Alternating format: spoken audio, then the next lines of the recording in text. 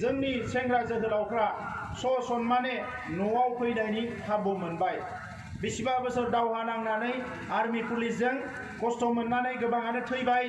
गोबां न'खरफ्रा जोंहा पुलिस मिलिटारिजों गाख्रेबजाबाय, खस्थ' मोननांबाय। दा बिनि उनाव जेरैखि जाया नारा नाथा नाजायै सावरायनानै NDP एबसु बयबो नाजानानै जोंनि गोरोबथाया 27 जानुवारियाव जानानै थाङो। आङो बे बोरिमाखा ओनसोलनि रायजो राजाफोरनि खाथियावबो आंनि गोसो गोरबोनि खुलुमनाय आरो साबायखरखौ बावहरदों। मानोना नोंथांमोना NDP BLTनि सोमावसारनायाव पुलिस मिलिटारिजों खस्थ' मोननांदों। बेजों लोगोसे दुलाराय बर' फरायसा आफादनि सोमावसारनायाव गावनि पकेटनि फैसा गारनानै बहाबा बरमायाव सान्दुं थिं सानसे गाहाम राजा लामायाव जिरायहैदों, मालाबा बङाइगाव थांनानै रेल लामायाव जिरायहैदों। गोबां खस्थ' नोंथांमोनाबो खालामदों आरो बिनि थाखायसो जोङो नैबे BTRखौ मोननो हादों। दा बेनिखायनो बे BTR जे मोनदों बियो सोरबा सासे सानै लिडारफोरनि गोग्गानांगौनि बाथ्रा नङा। दुलाराय आइ आफा रायजो राजाया बयबो समान खस्थ' खालामनानै, थै होनानै, जिउ होनानै, गोलोमदै बाहायनानै, थाखा फैसा गारनानै जोङो नैबे BTRखौ मोननो हादों। आरो बे BTRआव दिनै सोरबाया मायबा दङ मायबा गैया होननानै रायलायसोगारदों। नाथाय मानगोनां रायजोफोर, BACआ गाहाय थाखोआवमोन, बिनिफ्राय एसे गोजौ थाखोआव जोंहा BTC मोनदों आरो बिनि एसे गोजौआव दिनै BTRखौ मोननो हादों। राजखान्थि लाबालाबनि थाखाय जोंखौ दंखाय होननानै बुंनो थाखाय दिनै सोरबा जोंनि बर'निनो राजखान्थि लिडारफ्रा बेवहाय जेबो गैया मा गैया बायदिसिना होननानै बखिसोगारदों। गामि दानख'गोन मा दानख'गोन। दा बे गासैबो जोङो बेखौ मावनो गोनां जादों इयुनाव जोंनि आलादा रायजो मोननांगौनि बाथ्राखौ रोखा खालामनो थाखाय। दिनै जोंनि सुबुं अनजिमाया बाङायल', ओंखायनो जोङो जेसेबां सोमावसार जिउ हो आलादा रायजोखौ होआ होननानै बिथांमोना दिनै साननानै लादों जोंनि सुथुर हान्जाया। नाथाय बिनि गुबै जाहोना जोंनि सुबुं अनजिमासो। दिनै जों रायजो जानाय ओनसोलाव जोंनिख्रुइ गुबुना सुबुं अनजिमाया बांबाय। दा नंखायनो जोंनि सुबुं अनजिमाखौ बोरै जों थिग खालामफिननो, 50-60 जौखोन्दो बोरै खालामनो, जायखौ खालामनो हायोब्ला जोङो आलादा रायजोखौ मोननो हायो, बै खोथाफोरखौ साननानै गामि दानख'नाय आरो गामि सोनाय बे खोथाफोरखौ रायलायनाय जादों। आरो दिनै जोङो रोखा खालामनानै लादों सरकारजों रायलायनानै गाबोन समफोर कमिसन दायोब्ला एटलिस्ट जोंनि गामिया गहपुरसिम थांनांगौ होननानै जोङो रायलायनानै लादों। दा बेनिखायनो रायजोफोर जोङो दिनै सिमा बारायनाय, सिमाया अरनाय बे खोथाफोरखौ लानानै रावबो गोनो गोथो जानो नाङा। गुबुन मोनसेया जाहैबाय जे दिनै पुलिस आरो SP आरो DC BTC BACआव पुलिसखौ बाहायनो मोनामोन, पुलिसनि सायाव जेबो बुंनो मोनामोन, DCनि सायाव जेबो बुंनो मोनामोन। दिनै 6 सिडिउल काउन्सिलफोर दङ जेराव DC SPखौ जेबो बुंनो मोना। जोंनियाव नाथाय नैबे गोरोबथानि गेजेरजों जोङो SPफोरखौ सोलायनो हानाय जाबाय, DCखौ गावनि खामानियाव बाहायनो हानाय जाबाय। बे गोहोफोरखौ जोङो मोनबाय। आरो बेजों लोगोसे जेसेबां बर' बिजोंनि फरायसालि दङ बे गासैबो खनसेयावनो प्रभिन्सियेलाइज जानायनि लामाया फैबाय। आरो नोंथांमोना नुबाय मैया दाख्लै बाजेटआव माने क'क्राझारनि जि फाइन आर्ट कलेज, मिउजिक आरो फाइन आर्ट कलेज बेसेबा बोसोर नाजाबाय, BTC सरकारखौ नारसिनबाय, MLAखौ नारसिनबाय, मन्थ्रिखौ नारसिनबाय, जायाखैमोन। नाथाय नैबे गोरोबथानि गेजेरजों दाख्लै क'क्राझारनि फाइन आर्ट कलेजआ गभर्नमेन्ट कलेज जानानै थांबाय। बे जोंनि थाखाय बेसेबांबा गोग्गाथावना। आरो बेजों लोगोसे दिनै स्कुलफ्रा लासैनो प्रभिन्सियेलाइज जागोन, मास्टारफोरनि साखरिया रेगुलार जागोन। दिनै BTC सरकारा टेट मास्टारफोरनि साख्रिखौ होनो हायाखै, 99खौ होगोन होननानै फैसा जायो। मादार टिचार, इंलिश टिचार गोबां जेंना दङ जोंहा, मोनसेबो जेंनाखौ सुस्राङा। दाख्लैबावै रङियायाव गासैबो आफादफोरजों जों सावरायदों, मानोना जोंहा जेंना दङ। जेंना थाबा सावरायखानांगोन। आरो सावरायनायखौनो गावहा 17 बोसोराव मावना होनो हायाखिसै। दिनै हाग्रामा महिलारि बिथाङा सरकारा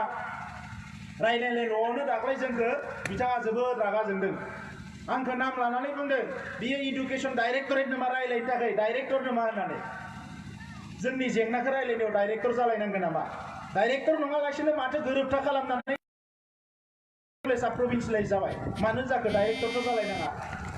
MLA मन्थ्रि गैयामोन जोंजों, MP गैयामोन,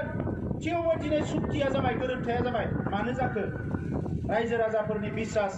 गोसो गोरबोजों फोथायनाय, आन्दलन, इसोर अबंलावरिनि सायाव फोथायनाय। सरकाराबो मोजां खामानि मावबा गनायनो गोनां जायो। आरो बिनि थाखाय जों बेसेबा गोबाव खस्थ' खालामदों। दा मानगोनां रायजोफोर गोबां दंबावो। आरो दिनै बेवहाय बाथौसालि, खेराइसालि गासैखौबो जोङो बे सुक्तियाव बिनानै लाबोबाय। ओरै हारसाफोरनिया गुवाहाटियाव कलाक्षेत्र दङ माला,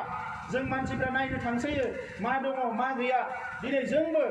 बे एखे खेराइसालि भेरगावआव जोङो 100 बिगा हा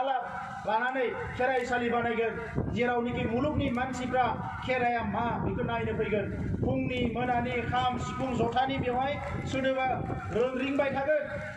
जोङो खेराइनि बायदिसिना मुद्राफोरखौ बेवहाय गिदिर गिदिर बानायनानै दोनगोन नैबे खेराइ नैबे बर' हारिनि गुबै हारिमु बाथौसालि जागोन बे कुमारिकाटायाव बेबो इन्टारनेशनेल थाखोनि जानांगोन सारा इन्डियानि बर'फोरखौ दिनै बबेयाव रायजो जाना दङ राव थुनलाइ हारिमु रिसार्च खालामनो हानायनि सुबिदाया नैबेनि गेजेरजों फैबाय दा बेजों लोगोसे रायजोफोर बेसेबा बोसोर बड'फा उपेन्द्रनाथ ब्रह्मआनो बै समाव बिलांदोंमोन सेन्ट्रेल इउनिभार्सिटि BSc नि समावबो जायाखिसै BTC नि समावबो जायाखिसै दिनै जोङो नैबे गोरोबथायाव बड'फाया बिजेननायखाय बड'फानि मुङावनो बड'फा उपेन्द्रनाथ ब्रह्म सेन्ट्रेल इउनिभार्सिटि बर'मा मसलपुर बे एरियायाव बिनानै लाबोनो हाबाय बेवहायनो बहाबा हा नायनानै बर'मा मसलपुर बोरिमाखा जेराव दङ जों बे जायगायावनो मोजाङै रायलायजोबनानै बानायनांगोन जोंनि जायगायाव गाबोन सेन्ट्रेल इउनिभार्सिटिया जायोबा इन्डियानिल' नङा मुलुगनि मानसिफ्रानो फैगोन नैबे ओनसोलाव आरो अब्ला जोंनि मानसिफ्राबो आदान प्रदान जागोन जोंनि फरायसाफ्रा न'आवनो ओंखाम गोजां जानानै मटर साइकेल लानानै इउनिभार्सिटियाव सेन्ट्रेल इउनिभार्सिटियाव फरायनो थांनो हागोन लासै लासैनो जोंनि ओनसोलफ्रा जौगागोन आरो बिखौ MLA मन्थ्रिया बिनानै लाबाखै गोरोबथा खालामग्राफ्रासो बिनानै लाबोदों सा सानजा भारतआव जेसेबां रायजो दङ मोनसेबो रायजोआव मोनथाम मोनब्रै इउनिभार्सिटि गैया दिनै जोंनिया स्टेट नङा जानो हानाय नाथाय खेबसेयावनो जोङो गंब्रै इउनिभार्सिटि बिनानै लाबोनो हादों अर्गेनिक इउनिभार्सिटि सेन्ट्रेल इउनिभार्सिटि आरो लोगोसे ट्राइबेल इउनिभार्सिटि बे गासैबो इउनिभार्सिटिफोरखौ बिनानै लाबोनो हादों खेबसेयावनो गंनै मेडिकेल कलेज आरो लोगोसे केन्सार हस्पिटाल जोङो बिनानै लाबोनो हादों मानो बे सुक्तिया जेबो गैया जानो NIT बिनानै लाबोनो हादों जोङो गोदो नेशनेल लेभेलनि मोनसे इन्जिनियारिं कलेज जों बिनानै लाबोनो हादों दा मानगोनां रायजोफोर गोबां जिनिसफोर फैदों दिनै साख्रि मोननायनि खोथा आर्मी पुलिस पेरामिलिटारि जों गभर्नमेन्टखौ बुंदों खमसे खम 5 बोसोराव 10,000सो बर' लाइमोनफोरखौ डिफेन्सआव सोनांगोन होननानै मानोना जोंनिया लेखा फरायनायाव एसे खम जोङो गभर्नमेन्टखौ आरो नारसिनबाय थागोन जोङो गारा बेखौ सुक्तिया जाबाय नालाय जों नारसिनबाय थागोन आरो बावैसो सुक्तिफ्रा लासै लासैनो माने मा मोगथाङाव महर मोननो हमबाय डाइरेक्टरेट बेसेबा गोबाव आन्दोलन खालामबोबाय जायाखै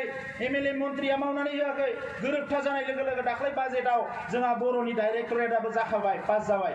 दा बे लासै लासै जालांजोबसिगोन दा नंखायनो रायजोफोर मावनो गोसो थायोबा गासैखौबो मावनो हायो नाथाय जोंनि लिडारफ्रा मावनो गोसोआनो गैया फुंनि मोनानि जानाय लोंनायावनो बेस्थ' थायो सान हाबस्लाबबोना माने खर'आ गिदिंग्रा जायो बेवहाय मा खामानि मावनो 32 लाख रायजोखौ खुंनांगो काउन्सिल जिरायो घन्टासेल' क'क्राझाराव बोसोरसेयाव घन्टानैल' काउन्सिल जिरायो 40टा डिपार्टमेन्टखौ घन्टासेयाव रायलायना फोजोबनो हागोन ना रायजोफोर बेसेबां गिदिर गिदिर डिपार्टमेन्टखौ दिनै खामानि मावनायनि बिथांमोना गोसोआनो गैया जायनि थाखाय गुबुन हारिफ्राबो गाज्रि मोनजोब्बाय जोंनि हारिनि गोरिब गुन्द्राफ्राबो जेबो मोनाखिसै दिनै गुजरात हारियानायाव खामानि मावनो खारजोबनांबाय जोंनि सेंग्राफ्रा लाइमोनफ्रा दा बिसोरखौ जोङो न'आव लाफिनजोबनांगोन 5 बोसोरनि गेजेराव ओंखायनो राजखान्थियाव दिनै आंबो फैनो गोसो गैयामोन राजखान्थिया आंनि निसाबो नङा आंनि पेसाबो नङा राजखान्थि खालामनानै जालांनायनिबो आंहा धान्दा गैया दिनै सोरबा बुखिदों चिफ जानो फैदों उमुक फैदों तुमुक फैदों नोंथांमोनानोथ' चिफमोन एसेबां गोबाव नोंथांमोनानो EMमोन रायजो राजानि जेबो मावाखिसै दिनै जों फैनो गोनां जाबाय दा बेखौ लानानै रायजो राजानि खामानिसो मावनो फैदों खम समनि गेजेराव बियो आंनि थाखाय मोनसे एसाइनमेन्ट मोनसे प्रजेक्ट मोजाङै खामानिया सोलियाखै मोजाङै सोलिहोनांगौ ओंखायनो जों जइन जादों दिनै बेरलाव केकारजिमोन बायदि प्रफेसारा बेयाव फैनानै बाहागो लाफैदों गोबां जोंनि जोहोलावफ्रा दिनै बाहागो लानानै जोङो बेखौ राजखान्थिखौ थिग खालामनांगोन जाहाथे आइ आफा रायजो राजाया एसेबां खस्थ' खालामना माबा नङा माबा मोनसे मोननो हायो आरो मावनो हाथारो मानगोनां रायजोफोर दिनै जोङो स्टाडि खालामनानै नायजोब्बाय मावनो हाथारो भारत सरकाराबो फैसा हरो आसाम सरकाराबो फैसा हरो बे फैसाफोरखौ लानानै मोजां मावनो गोसोबा गोदो बुंदोंमोन हाग्रामा महिलारिया मडेल BTC बानायगोन मावथारनायबा हामारगौमोन नाथाय मडेला BTCया जायाखै गावासो जाबाय जिसिबां नांगौ गावनिखौ बानायजोबनानै लाबाय फैगौ 14 पुरुष जानो हानाय बानायजोबना लाबाय मडेला ओरै जायाखै दा नंखायनो जों बुंदों बिथांनि मडेल BTCया जायाखै खिन्थु जों मडेल BTR बानायगोन आरो बेबो 17 बोसोर नङा 5 बोसोराव बानायगोन जोङो 5 बोसोराव खामानि मावनो गोसोबा हायो हायिनि जेबो खोथा गैया दा नंखायनो रायजोफोर आं गोलाव खोथा बुंला दिनै क'क्राझाराव थांनानै अफिसार लोगो हमनो हाया बिनि दरखं फाइल मोनसे बिनिफ्राय बैयाव थांनांगौबा गोबां फैसा होनांगौ ओंखायनो गोदान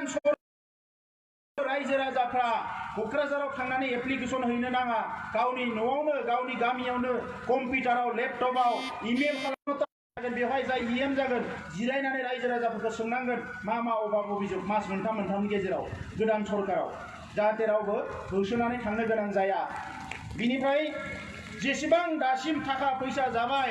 बे गासैखौबो CBI लागायनानै इनकुवेरि खालामजोबनांगोन मानोना बे रायजो राजानिसोमोन दिनै आइजो सान जोङो लुबैदों दिनैबो BTC आव आइजो सासे गैया ओंखायनो जोङो नैबे गोदान सुक्तियाव खालामदों इलेक्सनाव गेलेनो मोनदामोन सानै आइजोआ मोनफ्रोमबो इलेक्सनाव नमिनेटेड जानानै थांनांगोन इलेक्सन जाखांनायनि उनाव जाहाथे आइजोफोरनि भइसआ रिप्रेजेन्ट जायो आरो VCDC इलेक्सन जायोबा 33-40 जौखोन्दोसो आइजोफ्रा मोनफ्रोमबो VCDC आव बाहागो लानांगोन आरो गोदान सरकार फैनायनि उनाव इलेक्सन जानायनि सिगाङाव VCDC दानो गोनां जायोबा गोबां VCDC आव जों आइजोफोरखौ सोनांगोन अब्लासो जोंनि जौगानाया समान जागोन दा मानगोनां रायजोफोर आं बुंदों जे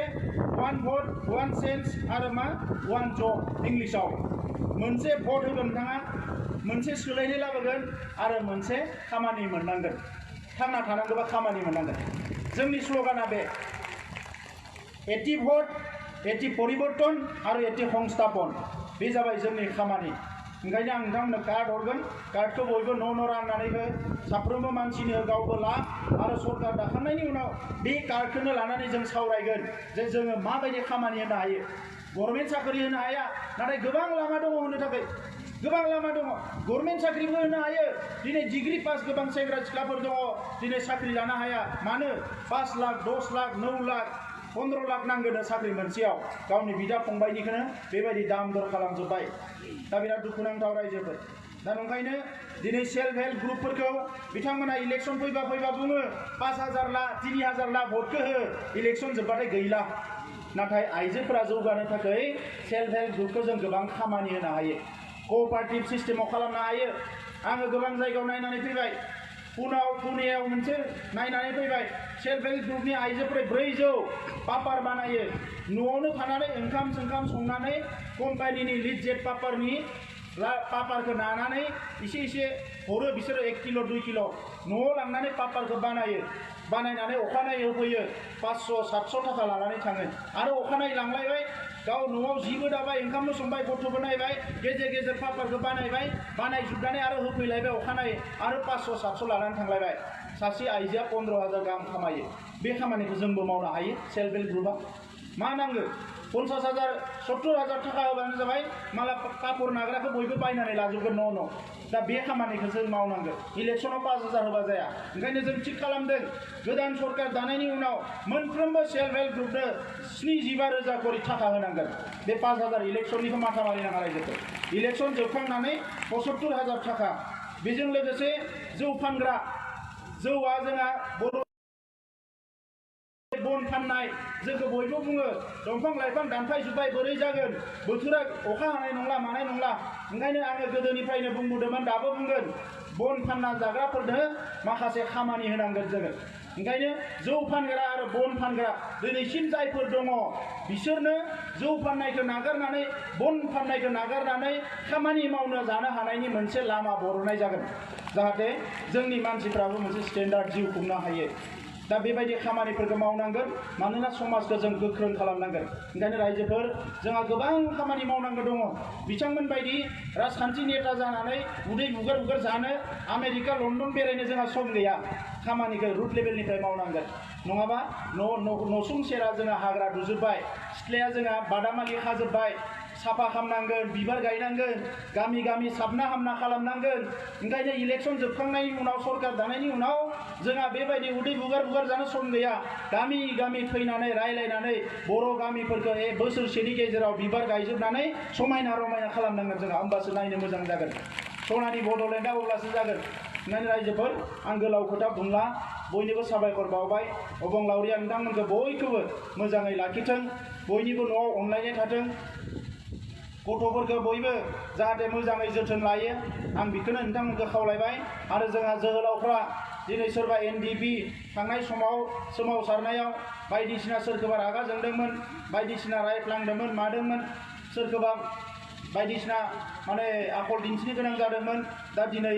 सुक्ति जानायनि उनाव हाथियारखौ गथायनानै फैनायनि उनाव बिथांमोनाबो समाजाव सासे सासे जानानै थासिगोन ओंखायनो बिदा फंबाय बायदि जाहाथे अनलायलायो निमाहा होलायलायो बयबो ज' ज' थांनायनि थासारिखौ दायो आं बेखौ खावलायबाय